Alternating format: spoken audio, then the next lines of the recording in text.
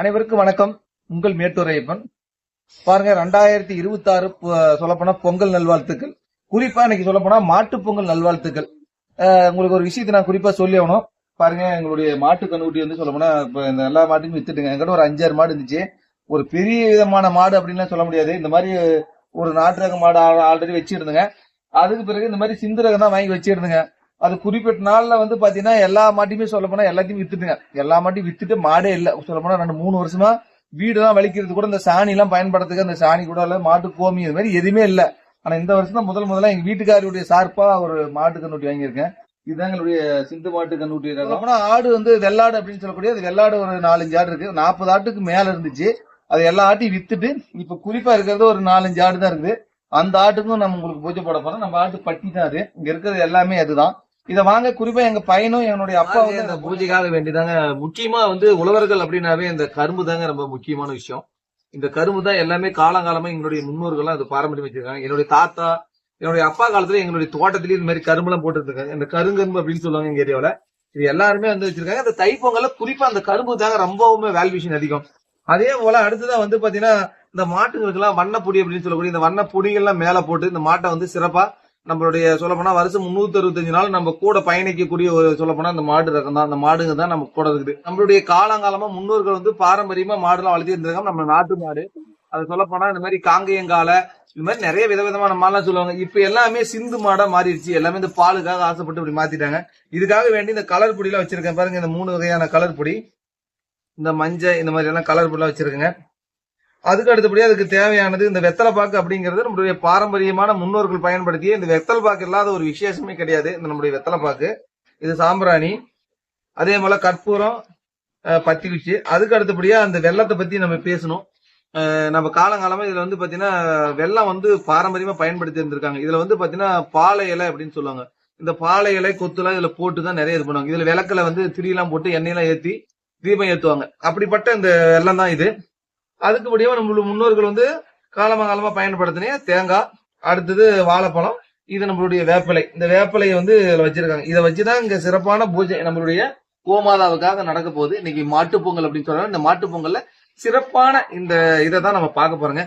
இதை வந்து என்னுடைய அப்பாவும் என்னுடைய பையன் ஏசிய திலக் மேகவர்ணம் அப்படின்னு சொல்லுவாங்க. இவங்க தான் அந்த பூஜை எல்லாம் செய்ய போறாங்க.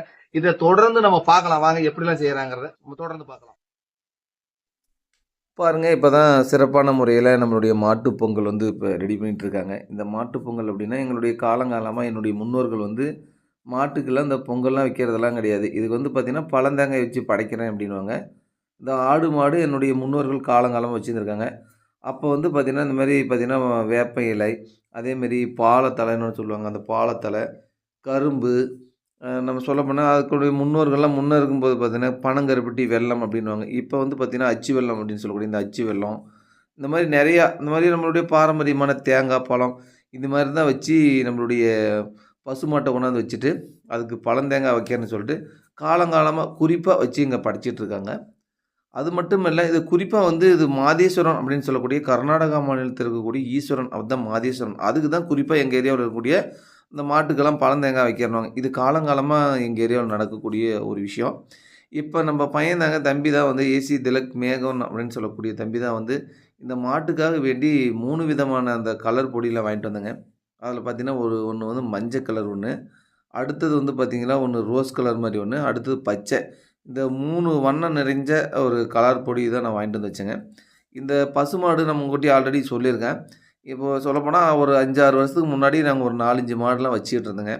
ஒரு காலப்போக்கில் அது எல்லாமே சேல் பண்ணிட்டு இப்போ 2-3 வருஷமாக எங்கிட்ட மாடே கிடையாது. நாங்கள் சும்மா தான் வந்து பார்த்திங்கன்னா ஏதோ பழந்தங்காய் வச்சு வீட்டாண்ட வந்து படிச்சுட்டு இருந்தேங்க. இந்த வருஷம் தான் சொல்லப்போனால் இப்போ தான் அதுவும் பக்கமாக குறிப்பாக இந்த நம்மளுடைய தைப்பொங்கலுக்கு முன்னாடி ஒரு இப்போ 4-5 நாளைக்கு முன்னே தாங்க இந்த மாட்டுக்கன்னுட்டியை வாங்கினேங்க. நம்ம முன்னோர்கள்லாம் வந்து எங்களுடைய பாரம்பரியமானவங்களாம் என்னென்னு கேட்டிங்கன்னா தெக்குத்தி காளை அப்படின்வாங்க. அது மாதிரி மலை மாடு இந்த மாதிரி சொல்லக்கூடிய வெவ்வேறு மாடுகள்லாம் வச்சு வளர்த்திட்டு இருப்பாங்க. அது முழுக்க முழுக்க விவசாயினுடைய நண்பன் அப்படின்னு சொல்லலாம். என்னென்னு கேட்டால் இவங்க பயன்படுத்துறது எங்கள் அப்பாலாம் வந்து இந்த ஏத்தம் அப்படின்வாங்க. அது வந்து குறிப்பாக வந்து கிராமப்புறத்தில் சொல்கிறது கவலை அப்படின்வாங்க. எங்கள் அப்பா வந்துலாம் இந்த கவலை அரைக்கிறது.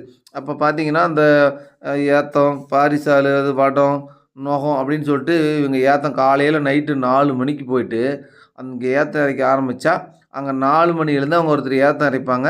ஒருத்தர் போயிட்டு தண்ணி கட்டணும். அந்த தண்ணி குறைஞ்சது பார்த்தீங்கன்னா, ரொம்ப தூரம் வாய்க்கால் போட்டு அந்த வாய்க்காலில் தான் கொண்டு போய் கட்டிட்டு என்னுடைய முன்னோர்கள் வந்து இந்த மாரி பாரம்பரியமான முறையில வச்சுருந்துருக்காங்க. அந்த காலகட்டத்திலலாம் வந்து பார்த்தீங்கன்னா, இந்த மாரி நாட்டு மாடு அப்படின்னு சொல்லக்கூடிய அந்த நாட்டு மாட்டு ரகம் தான் குறிப்பா வச்சிருந்திருக்காங்க. அது குறிப்பா அந்த காங்கேயம் அப்படின்னு சொல்லக்கூடிய அந்த வகையறாவ சார்ந்த ஒரு மாடு தான் வச்சிருந்திருக்காங்க. இதெல்லாம் ஏறு ஓட்டுறதுக்காகவும், இந்த மாரி அடுத்ததா வந்து பார்த்தீங்கன்னா, இந்த மாரி கவலை ஓட்டுறதுக்காகவும், மாட்டு வண்டி அப்படின்னு சொல்லக்கூடிய இந்த மாட்டு வண்டி ஓட்டுறதுக்காகவும், இந்த மாரி தான் காலங்காலமாலாம் பயன்படுத்தி இருந்திருக்காங்க. அப்படி பாரம்பரியமான முறையில இருக்கும்போது, ஆண்டுக்கு ஒரு முறை வந்து பார்த்தீங்கன்னா, இந்த மாரி தைப்பொங்கல் டைமிங்கில இந்த மாரி தான் அவங்க வந்து பண்ணிட்டு இருந்திருக்காங்க. இந்த மாரி சிம்பிளான முறையில ஒரு பூஜைகள்லாம் செஞ்சுட்டு, அது மட்டும் இல்லாத வண்ண பொடிலாம் தூவி, மாட்டு கொம்புங்கள்லாம் ஒரு வாரமாவே அந்த மாட்டு கொம்பெல்லாம் ரெடி பண்ணுவாங்க. சீவி அழகா ரெடி பண்ணிட்டு, அதுக்கெல்லாம் வந்து பெயிண்ட்லாம் அடிச்சுட்டு, அந்த மாட்டு பொங்கல் அன்னைக்கு மட்டும் அந்த சிறப்பா அந்த மாட்டுக்கு வந்து எந்த ஒரு வேலையுமே வைக்க மாட்டாங்க. அதுக்கு வேணுங்கிற அளவுக்கு தீனி அப்படின்னு சொல்லக்கூடிய அதுக்கு தேவையான தீனி அதெல்லாம் அதுக்கு போடுவாங்க. போட்டு வச்சிருந்துட்டு, அத சுத்தமா கழுவி, அதன் பிறகு தான் அந்த மாட்டுக்கு அற்புதமான முறையில இந்த மாரி பூஜையெல்லாம் செய்வாங்க. ஆனா, மாட்டுக்கு அந்த ஒரு நாள் மட்டும் தான் விடுமுறை அப்படின்னு நம்ம சொல்லலாம். ஒரு வருஷத்து 365 நாளையில அந்த தைப்பொங்கல்ல அதுவும் குறிப்பா அந்த மாட்டுப் பொங்கல் அப்படிங்கிற நாள் மட்டும் தான் இதுக்கு விடுமுறை அப்படின்னு சொல்லலாம். மீதி நாளெல்லாம் அது பார்த்தீங்கன்னா, ஆல்ரெடி அது ஏதோ ஒரு வகையில ஏதோ ஒரு வேலை குடுத்துக்கிட்டே தான் இருப்பாங்க. இது வந்து நம்மளுடைய பாரம்பரியமான முன்னோர்கள் செஞ்சுட்டு வந்த ஒரு விஷயம். இப்ப பாருங்க எங்க அப்பா வந்து என்ன பண்றாருன்னு கேட்டீங்கன்னா, அந்த கரும்பு இருக்கு இல்லையா? அந்த கருங்கரும்பு அப்படின்னு சொன்னா, காலங்காலமா அந்த கருங்கரும்பு தாங்க எல்லாருமே இந்த பொங்கல் அப்படின்னாவே பயன்படுத்துவாங்க. இப்ப அத வெட்டி பாருங்க இந்த களத்துல வந்து கட்டி விட்டுருக்காங்க அந்த மாட்டுக்கு. இது வந்து கட்டணும் அப்படிங்கிறதுக்காக கட்டியிருக்காங்க. இப்ப நான் இத பத்தி நான் உங்களுக்கு சொல்லி ஆவணும். என்னுடைய தாத்தா அந்த காலகட்டத்திலேயே வந்து பார்த்தீங்கன்னா, கருங்கரும்பு வந்து நெறைய போட்டிருக்காரு. நெறைய போட்டு அந்த கருங்கரும்ப எங்க பக்கத்து ஏரியாவுல இருக்கக்கூடிய வெள்ளிச்சந்தை அப்படின்னு அந்த சந்தை இருக்கு. அந்த சந்தைக்கு வந்து வியாழக்கிழமையே அந்த கரும்பெல்லாம் புடுங்கிருவாங்க.